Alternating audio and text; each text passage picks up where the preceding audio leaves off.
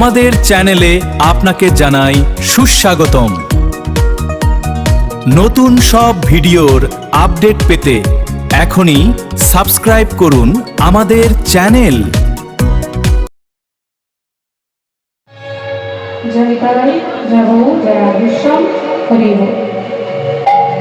এখানে উপস্থিত সকল ভক্তমণ্ডলী, আমার ভক্তি মাতা এবং সকল পিতা, আগত অনাগত বহিরাগত সকল সাধুগুরু বৈষ্ণবের চরণে জানাই অপর কীর্তন গায়িকা এবং আমার ছোট্ট সম্প্রদায়ের পক্ষ থেকে আপনাদের শ্রীরাখল রাজা চরণে সকল সকলকে দণ্ডবত প্রণাম।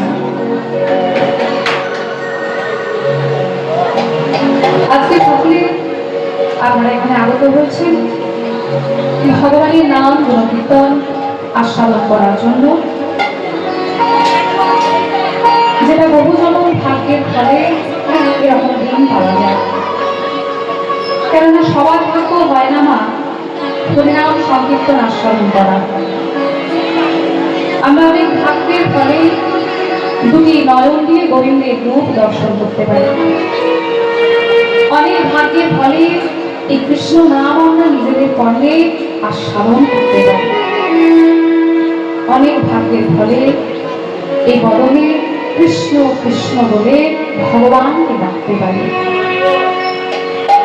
তো সেরকমই অনেক ভাগ্যের ফলে হরিনাম সংকীর্তনের আসরে আজকে আমরা সকলে আগত হয়েছি এই লীলা কথা গুণকথা আস্বাদন করার জন্য। তাই প্রথমেই আমরা একটা পদাবলী আস্বাদন করলাম। কি শ্রুতি আছে গোরাচাঁদ শয়ন মন্দিরে আর বিচিত্র পালঙ্ক সেজ অতি মনোহরে। বিচিত্র পালঙ্ক, পালঙ্ক মানে কি? পালঙ্ক মানে হচ্ছে খাট। পালঙ্ক মানে খাট, যে খাটে আমরা কম বেশি সবাই ঘুমাই। কিন্তু আমরা যে পালঙ্কের উপর ঘুমাই, আমরা যে খাটের উপর ঘুমাই, সেই খাটটিকে বিচিত্র পালঙ্ক বলছে। বলছে কাকে? আমার গৌর হরি যে পালঙ্কের উপরে ঘুমিয়ে আছে, আমার গৌর হরি যে খাটের উপরে ঘুমিয়ে আছেন, সেই পালঙ্কটিকে বলছে বিচিত্র পালঙ্ক। কেন বলছে? ভাইরা গল্প করবে না, একটু আস্তে গল্প করবেন। এটা হচ্ছে নামের আসনে, নামের আসনে বসে গল্প করতে নেই, তাহলে নাম অপরাধ অপরাধ কি হয়। তোমরা জেনে শুনে ভুল করো না। আমরা তো না জেনে অনেক ভুল করি, কিন্তু যেটা জানলে যেটা করলে ভুল হবে সেটা থেকে যতটা পারবে বিরত থাকবে। আজকে গৌর হরি যে পালঙ্কের উপর ঘুমাচ্ছে সেটিকে বলছে বিচিত্র পালঙ্ক। তাহলে সেটিকে বিচিত্র পালঙ্ক বলছে কেন? আমরা যে খাটের উপর ঘুমাই সেই খাটেরও কিন্তু চারটি পায়া, আবার আমার গৌর হরি যে খাটের উপর ঘুমাচ্ছে সেটিরও কিন্তু চারটি পায়া। তাহলে আমাদের খাটটিকে, আমাদের পালঙ্কটিকে বিচিত্র পালঙ্ক বলছে না, বলছে আমার গৌর সুন্দর যে পালঙ্কের উপর ঘুমিয়ে আছে সেই পালঙ্ক। কেন বলছে না? আমার গৌর হরি যে পালঙ্কের উপরে ঘুমিয়ে আছে তার চারটি পায়া ঠিকই, সেই পালঙ্কের চারটি পায়া ঠিকই, কিন্তু সেই চারটি পায়া কিসে না? সেই চারটি পায়া হলো ধর্ম, অর্থ, কাম আর মোক্ষ। এই ধর্ম, অর্থ, কাম, মোক্ষ এই চারটি পায়ার উপরে আজ আমার গৌর হরি তিনি শয়নে আছেন। আর সেজন্য বলছে বিচিত্র পালঙ্ক সেজ অতি মনোহর। আজকে গৌর হরি যে শয়নে আছে বিচিত্র পালঙ্কের উপরে, তার সঙ্গে আছেন যে সাধের গদাধর। সাধের গদাধর। আচ্ছা, আমার গৌর হরি নিত্যানন্দ মহাপ্রভুকে নিয়ে শয়নে গেলেন না, তিনি অদ্বৈত আচার্যদেরকে নিয়ে শয়নে গেলেন না, আবার শ্রীবাসকে নিয়েও শয়নে গেলেন না। তিনি সারা নিশে ধরে শয়ন করলেন তাকে নিয়ে? সাধের গদাধরকে নিয়ে। তাহলে গদাধরকে নিয়ে তিনি শয়ন কেন করলেন? গদাধর কে? এই গদাধর হচ্ছে শ্রীমতী ভাগরূপা রাধা রানী। কি করে হয়েছিল না? দ্বাপর যুগে ভগবান শ্রীকৃষ্ণচন্দ্র যখন তিনি নদিয়ায় গৌর হয়ে আসবেন তার আগে শ্রীমতী রাধারানীর কাছে গিয়ে বলেছিলেন, "ওগো প্রেমময়ী রাধে, আমি সর্ব ঐশ্বর্যপূর্ণ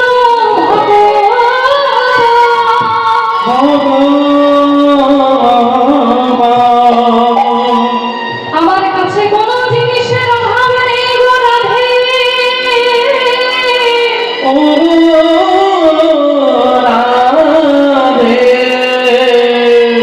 ওগো রাধে, আমি হলাম সর্ব ঐশ্বর্যপূর্ণ ভগবান, আমার কাছে কোনো জিনিসের অভাব নেই, সব কিছু আছে আমার কাছে, শুধু একটি জিনিস ছাড়া। সেটি কি? সেটি হলো প্রেম আর ভক্তি। তাই আগে সবাই বলে আমার ভক্ত, সবাই বলে ভগবান আমি হচ্ছে তোমার ভক্ত, কিন্তু ভক্ত যে কি জিনিস সেটা আমি জানি না। তাই আগে আমার কাছে সব আছে, শুধু নেই প্রেম আর ভক্তি। তাই তুমি যদি কৃপা করে একবারে দয়া করো, তোমার ওই প্রেম ভক্তি আমায় দান করো, আমি সেই প্রেম ভক্তি নিয়ে যাব এই কলি হত জীবের জন্য। আর সেই নাম নিয়ে গিয়ে আমি কি করবো জানো? বলে তুমি যদি প্রেম ভক্তি আমায় দান করো, আমি সেই প্রেম ভক্তি নিয়ে যাব কলি হত জীবের জন্য। আর সেই নাম নিয়ে আমি কি করবো জানো? ও গো দাদে দাদে নাম বিলাবো।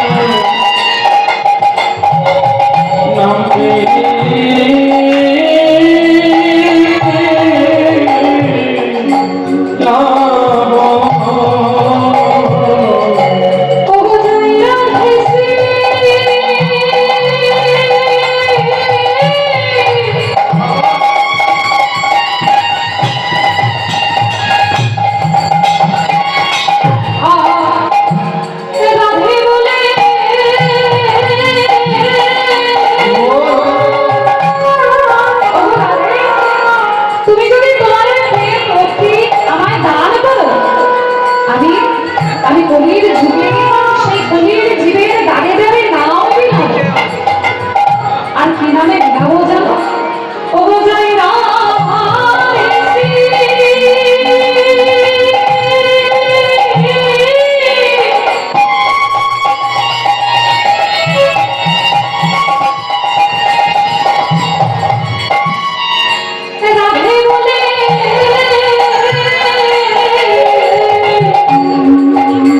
আমি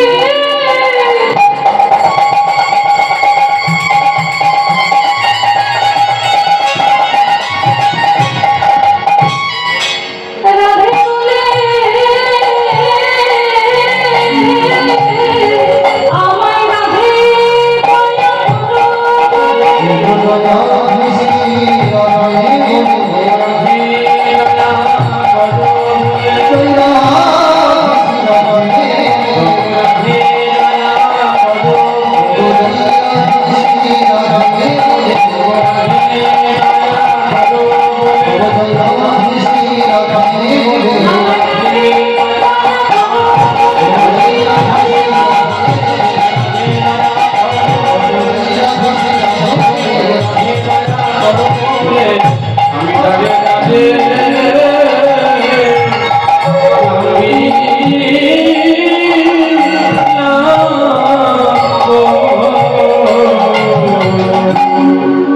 তাই সেদিন ভগবান শ্রীকৃষ্ণ বলেছিলেন, ওগো রাধে, তুমি যদি তোমার ওই প্রেম ভক্তি আমায় দান করো, আমি সেই প্রেম ভক্তি নিজ মস্তকে করে লয়ে যাব ওই কলিহত জীবের জন্য। তাই সেদিন রাগারাগি, তার অঙ্গকান্তি আর ভাবকান্তি সেদিন তিনি ভগবান শ্রীকৃষ্ণকে দান করেছিলেন। আর সেই প্রেম নিয়ে এসে তিনি কলির জীবের দাঁড়ে দাঁড়ে নাম দিয়েছিলেন। তাই এই যে গদাধর, এই গদাধর হচ্ছে শ্রীমতী ভাবরূপা রাধারানী। তাই এই রাধারানী অর্থাৎ গদাধরকে নিয়ে আজ আমার গৌরহরি তিনি স্বয়নে আছেন বিচিত্র পালন করে।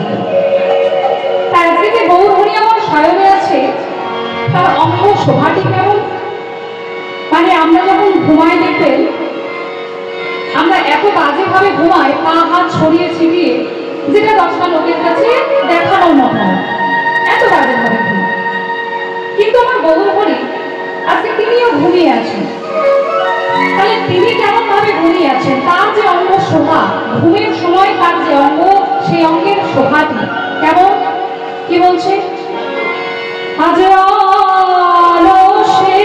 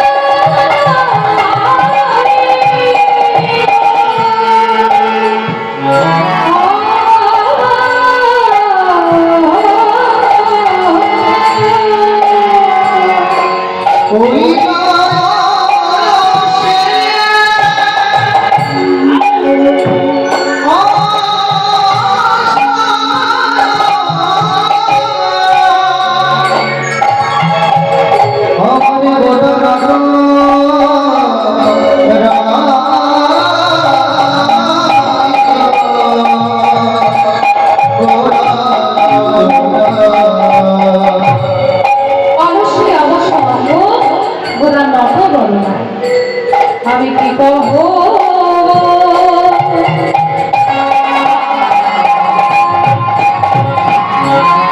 কি কহ, মানে আমি কি বলবো আমার গৌরহরির রূপের কথা, এত তার রূপ, এত তার গুণ, যে সেই রূপের কথা, সেই গুণের কথা বলে শেষ করা যায় না। আমি কি কহ,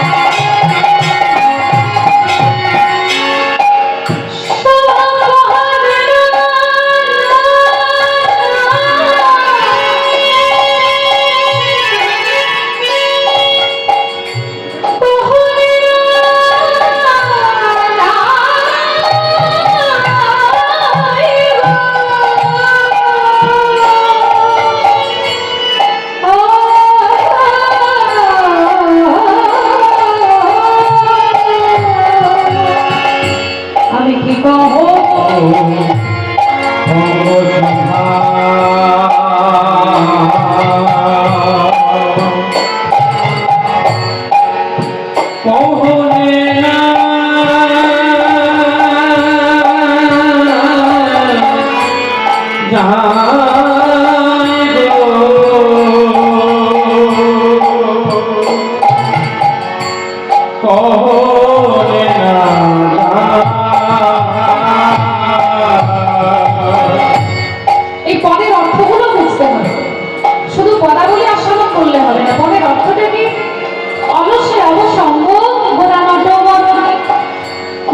গৌরহরি যখন ঘুমাচ্ছে তখন তার অঙ্গটি অবশ হয়ে আছে, যেটি আমাদের সবার হয়।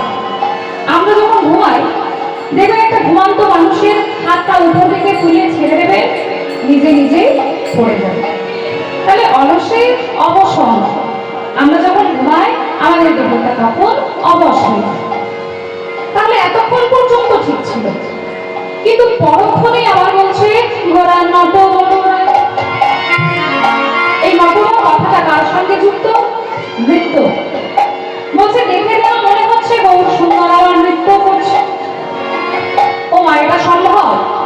ঘুমাতে ঘুমাতে নৃত্য করা সম্ভব নয়, আবার নৃত্য করতে করতে ঘুমানো সম্ভব নয়। তাহলে গৌরহরি যখন ঘুমাচ্ছেন সেই পদের মধ্যে লিখলেন কেন গোরা নট গৌরায়? কেন লিখলেন না? লিখলেন তার কারণ হচ্ছে গৌরহরি আমার এত সুন্দর অঙ্গ ভঙ্গি করে ঘুমাচ্ছে, এত সুন্দর তার অঙ্গ ভঙ্গি দেখে যেন মনে হচ্ছে গৌরহরি ঘুমাতে ঘুমাতে নৃত্য করছে। তাই সেই রূপের কথা, সেই অঙ্গের কথা নানা বলা তো যায় না।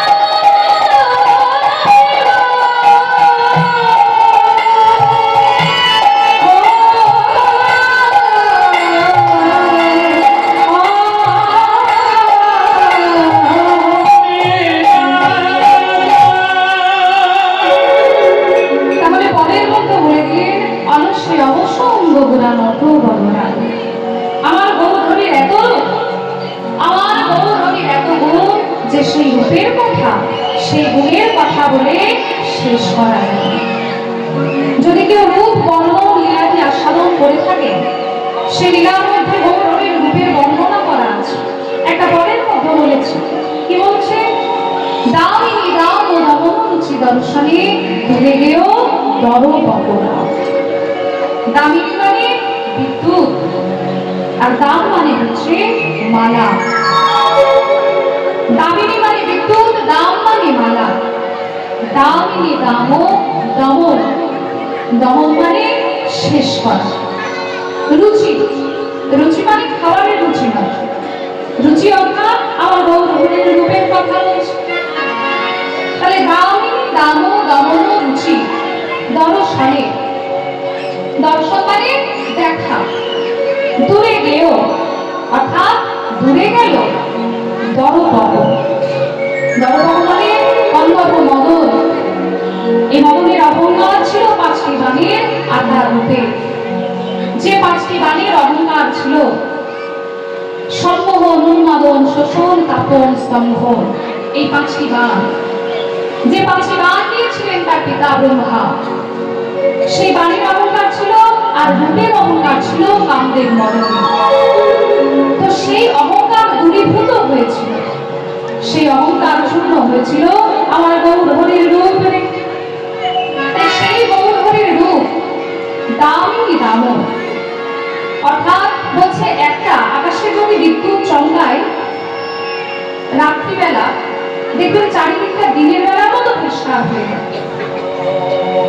তো সেরকম যদি একটা বিদ্যুতের মতো কয়েকটা বিদ্যুৎ দিয়ে একটা মালা গাঁথা হয়, বিদ্যুতের মালা, তাহলে তার কতটা আলো হয়? যে রূপের কথা, যে আলোর কথা আমরা মুখে বলে বোঝাতে পারবো, প্রকাশ করতে পারবো, তার এতটা আলো। তো পদকর্তা সেই আকাশের বিদ্যুতের মালার সঙ্গে তুলনা করেছিলেন আমার গৌর সুন্দরের রূপ। তো আমার গৌরহরির এত রূপ, গৌরহরির এত গুণ, যে সেই গুণের কথা, রূপের কথা আমরা যতই বলি না কেন, বলে কখনো শেষ করা যাবে না। তাই সেই গৌরহরির রূপের জন্য পদকর্তা আবারও পদে কলম দিয়ে তিনি লিখলেন, কি বলছে? আমার গৌরহরির রূপটি কেমন? কিভাবে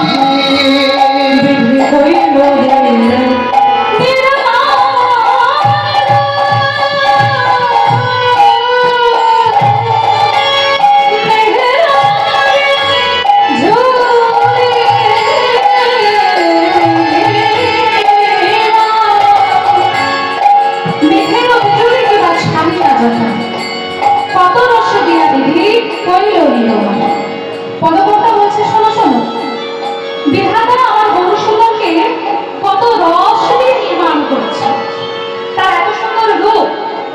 তো বিধাতা যখন তৈরি করছিলেন তখন মনে হয় গৌরহরিকে চোখে দেখেন। বলছে এটা আবার কেমন কথা? গৌরহরিকে নির্মাণ করবে বিধাতা, অথচ চোখে দেখবে না? বলে না, চোখে দেখবে। যদি চোখে দেখতো তাহলে শোনো, যার এত সুন্দর রূপ, যার এত সুন্দর নয়ন, যার এত সুন্দর বদন, যার এত সুন্দর অঙ্গ, তাকে যদি একবার বিধাতা দেখতো তাহলে আমার কি মনে হয় যাব তাদের জগৎ মাঝে পাঠাইতো না।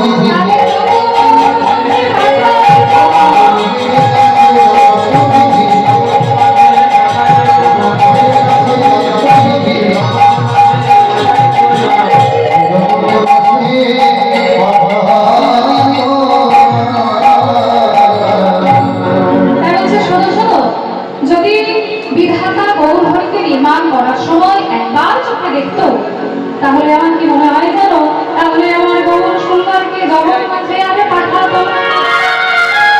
আজকে সেই গৌর হরির নাম করছে, আর গৌর হরির নাম করতে করতে তারা সকলে মিলে নাম গাইতে গাইতে গৌর হরিকে জানানোর চেষ্টা করছে। একটু সকলে মিলে জোর করে হলো চলে না দেখি সকলে বিদায় হলো, হরি বল, হরি বল। আজ গৌর এলো রে,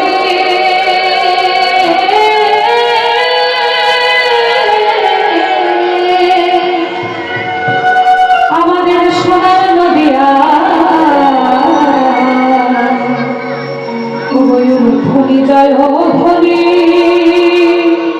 একটু ভাবতে দাও, এই ভাবটা হালকা আজ শব্দ শোনা যায় আমাদের, একটু জোর করে ধ্বনি কোথায়? আজ বললো রে সোনার নদিয়া জয় ধ্বনি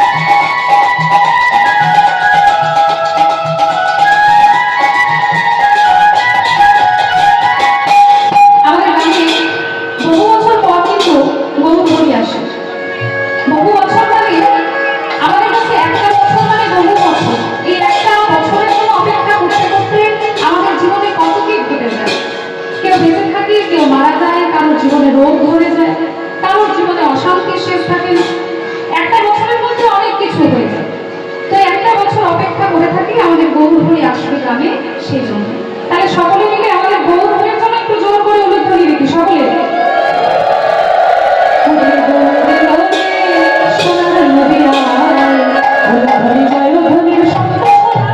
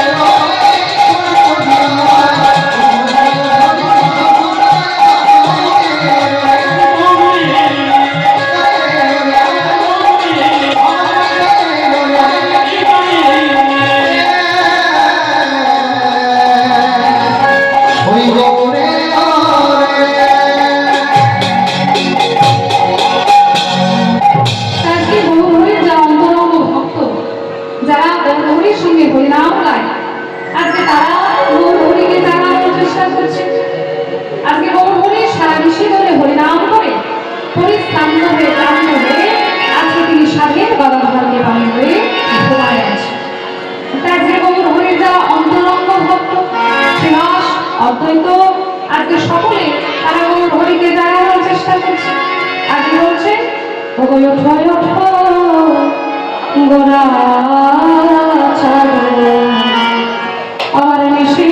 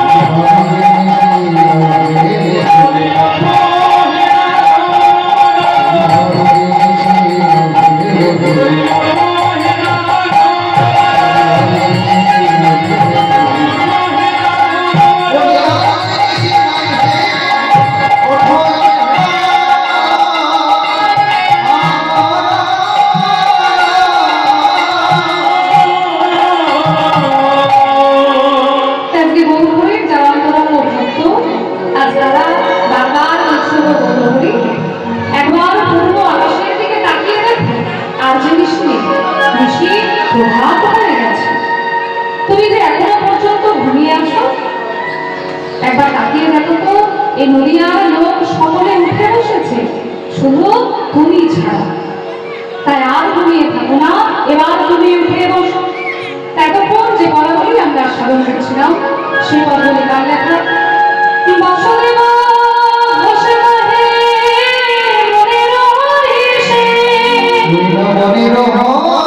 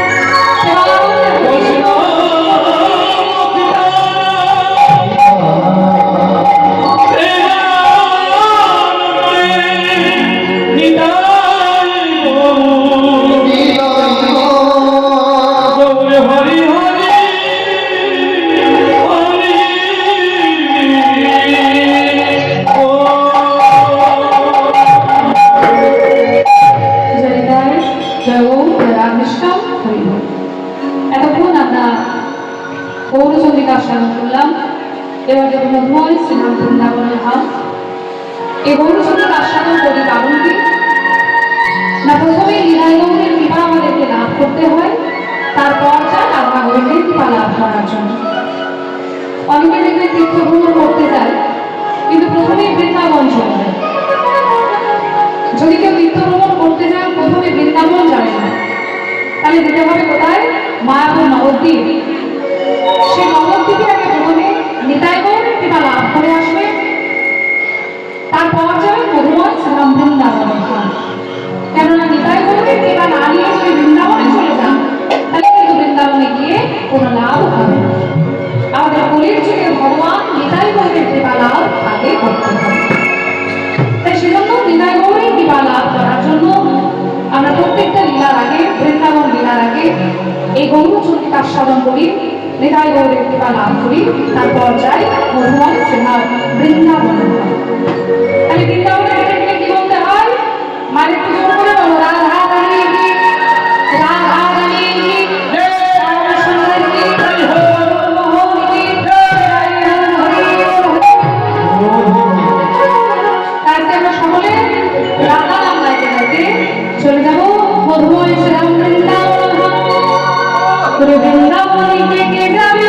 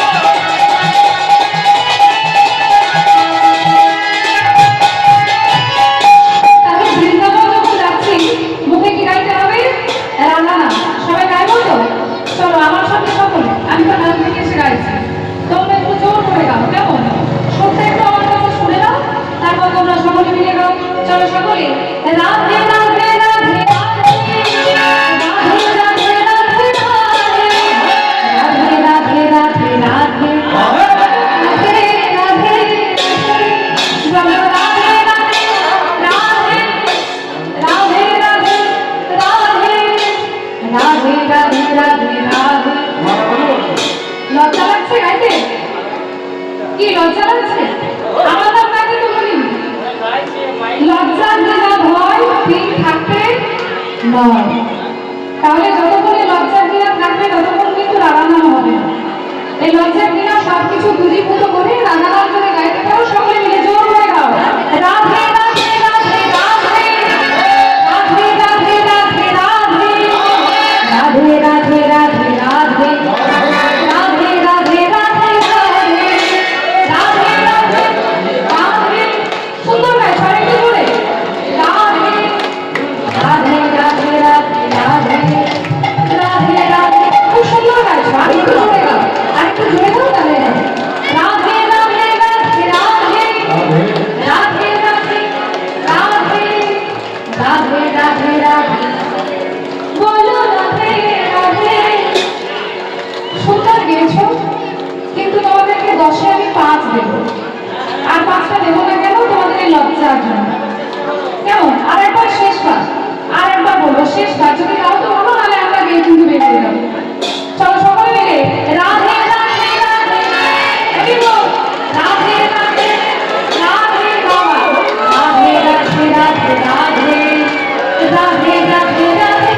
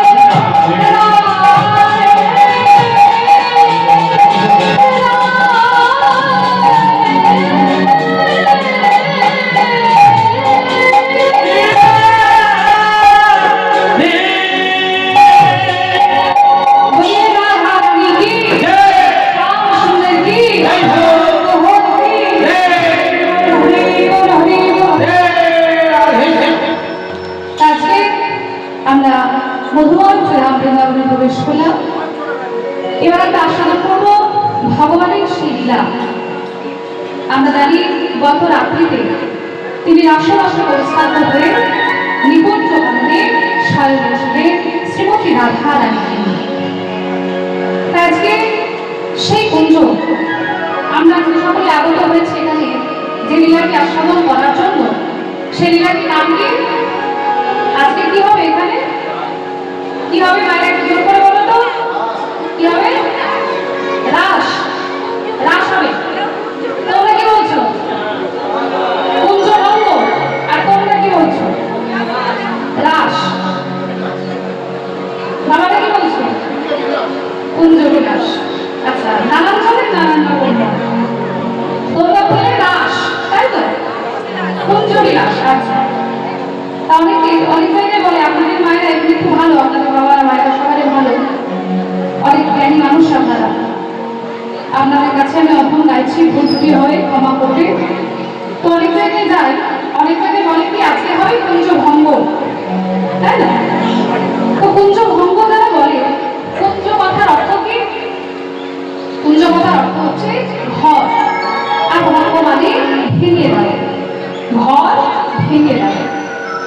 এবার আমি বাস্তবভাবে বুঝিয়ে বলি আপনাদের ঘরটা আপনারা টাকা পয়সা দিয়ে তৈরি করেছে কষ্ট করে টাকা পয়সা অর্থ নিজেদের কষ্ট সবকিছু দিয়ে তৈরি করেছেন আপনাদের ঘর। এখন সেই ঘরকে যদি বলি আমি ভাঙবো আমাকে ভাঙতে দেবে দেবে কেন না সেই ঘরটি তৈরি করতে আমি কোনো রকম সাহায্য করি। তাহলে যে কুঞ্জটি বা যে ঘরটি আমি তৈরি করিনি সে ঘর আমি ভাঙবো কেমন করে? তাহলে রাধা গোবিন্দের যে কুঞ্জ সেটা তো আমরা তৈরি করে দিই এমনকি আমাদের পূর্বপুরুষরাও তৈরি করেন। তাহলে রাধা গোবিন্দের সেই কুঞ্জ আমরা ভাঙবো কেমন করে? তাহলে কুঞ্জ ভঙ্গ আমরা করবো কেমন করে? তাই আমরা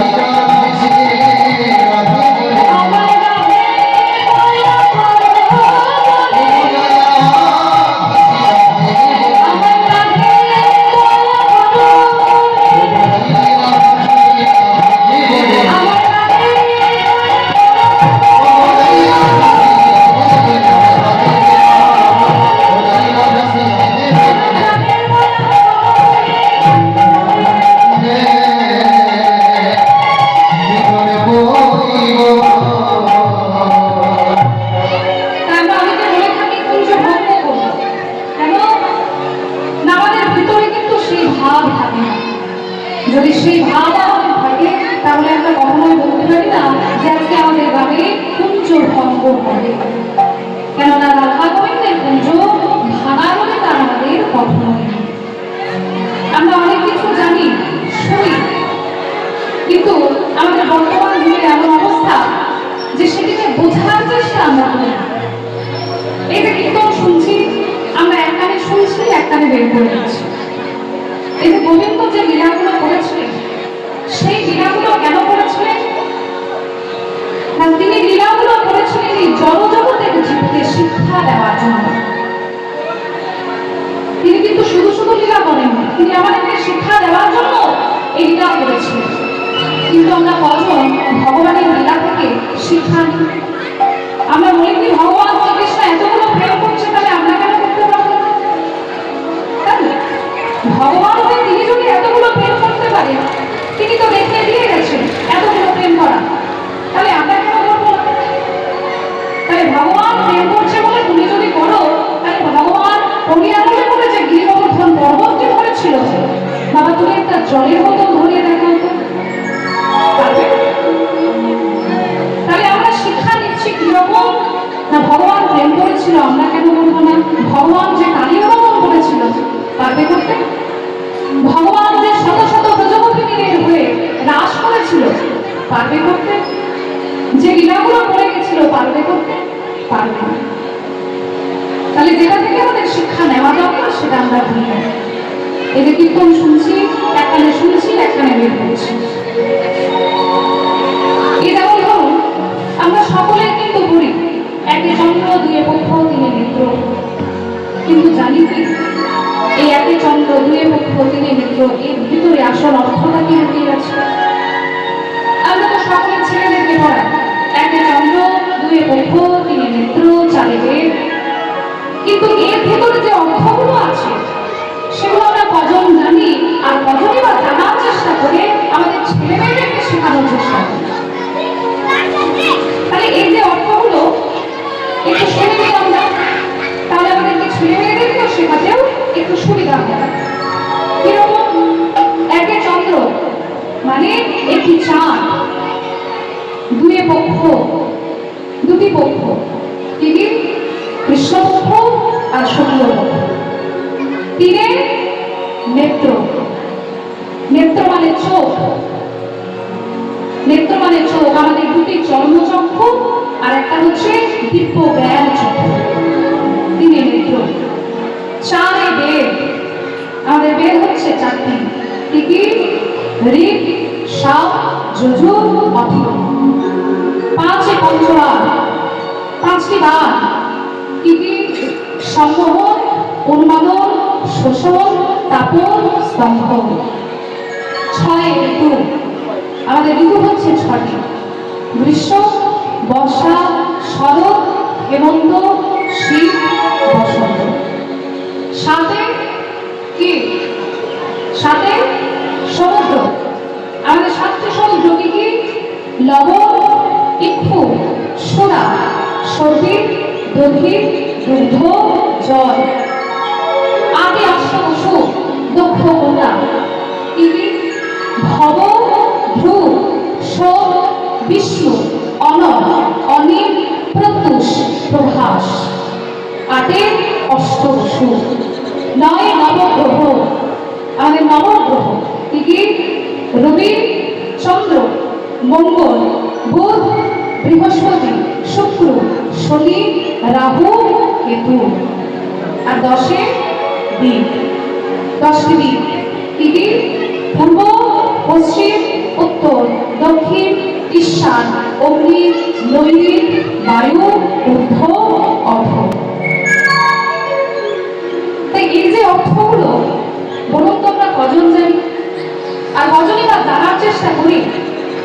সকলে এখন ছেলে মেয়েদেরকে পড়ায়, আমরা আপডেট হয়েছে, বাস্তব জগতে যেটাকে বলে আপডেট, সেই আপডেট হয়েছে। কিন্তু আস্তে আস্তে আমাদের হিন্দু ধর্মের যে সনাতন ধর্ম, সেই ধর্ম আমরা ভুলে যাচ্ছি। কেন না আমাদের ভিতরে সেই ভক্তি নেই, ভগবানের জন্য সেই প্রেম নেই, ভগবানের জন্য সেই ভালোবাসা নেই। আজকে গৌর হয়ে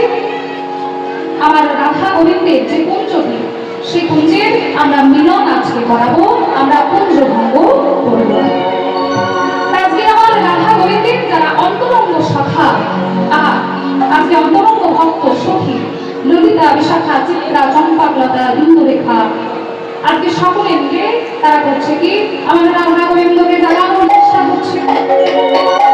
এখন রাধা গোবিন্দকে জাগানোর চেষ্টা করতে করতে তাদের মনে একটা ভয়ের উদয় হলো। ভয় কিসের জন্য? এই ভয়ের উদয় হলো কেন? কি বলছে? ও দশ দিশ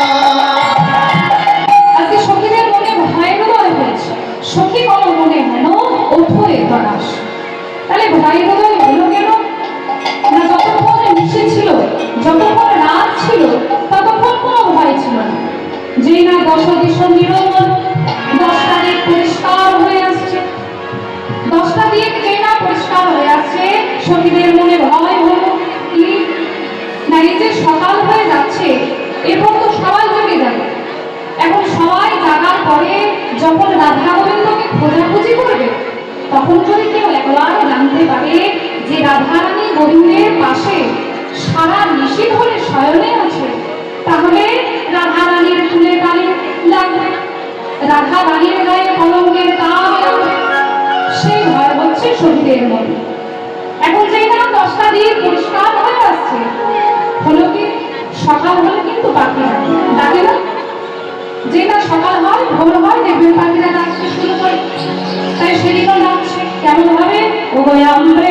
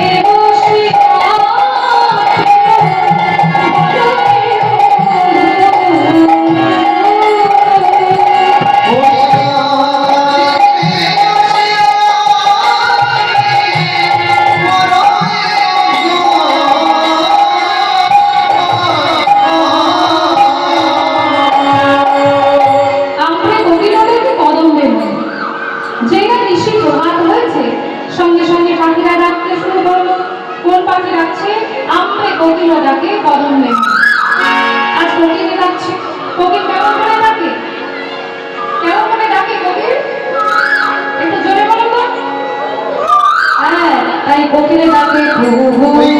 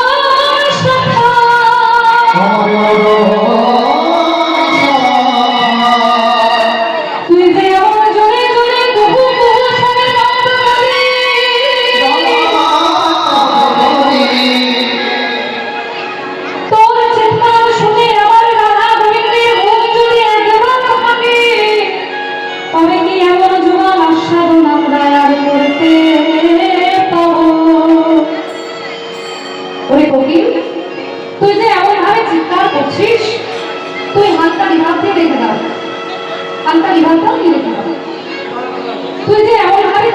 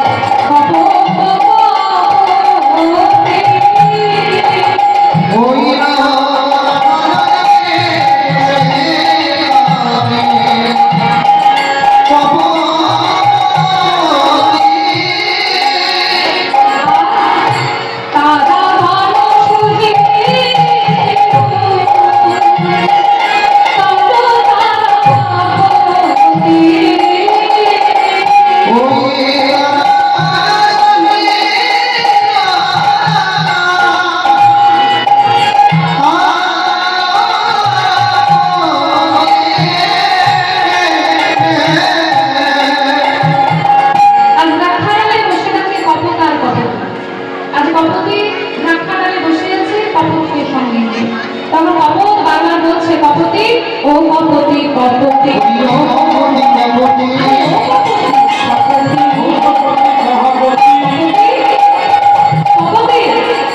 আরে কি হলো বারবার কপতি কপতি করে ডাকছো আমি তো সাড়া দিচ্ছি মানে শোনো শোনো আমি তো তোমায় ডাকিনি আমি তোমায় জিজ্ঞাসা করছি বলো বলো কয়পতি বলো বলো কয়পতি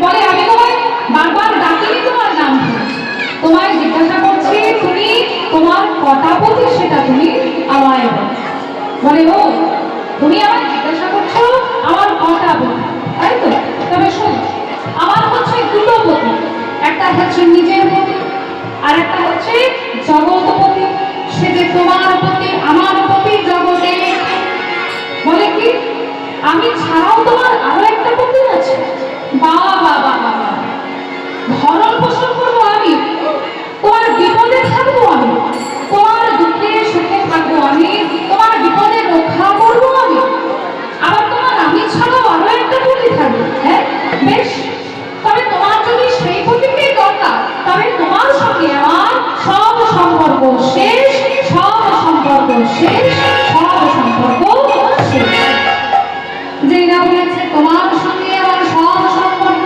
শেষ হঠাৎ কপতি লক্ষ্য করলো যে যে গাছের ডালে বসে তারা ঝগড়া করছিল সেই গাছের নিচে দাঁড়িয়ে একজন ব্যাগ সেই ব্যাগ দাঁড়িয়ে আছে তীর লক্ষ্য করে কেন না সেই তীর দিয়ে কপতার কপতিকে মারবে সেই তীর লক্ষ্য করে আছে কপতার কপতিকে মারবে এখন যেই না কপতি দেখতে পেল যে নিচে ব্যাগ দাঁড়িয়ে আছে তীর লক্ষ্য করে আমাদেরকে মারবে বলে সঙ্গে সঙ্গে বলল আমার স্বামী তুমি বললে তুমি আমাকে রক্ষা করবে আমার বিপদে আপদে তুমি আমার স্বামী তাহলে দেখো ওই নিচে ব্যাগ দাঁড়িয়ে আছে তীর লক্ষ্য করে আমাদেরকে মারবে বলে এবার ওই ব্যাগের হাত থেকে আমায় রক্ষা করো কপত বলছে কপতি তুমি এত বোকা কেন বলে কেন বোকালে আমি কি করেছি বলে শোনো আমরা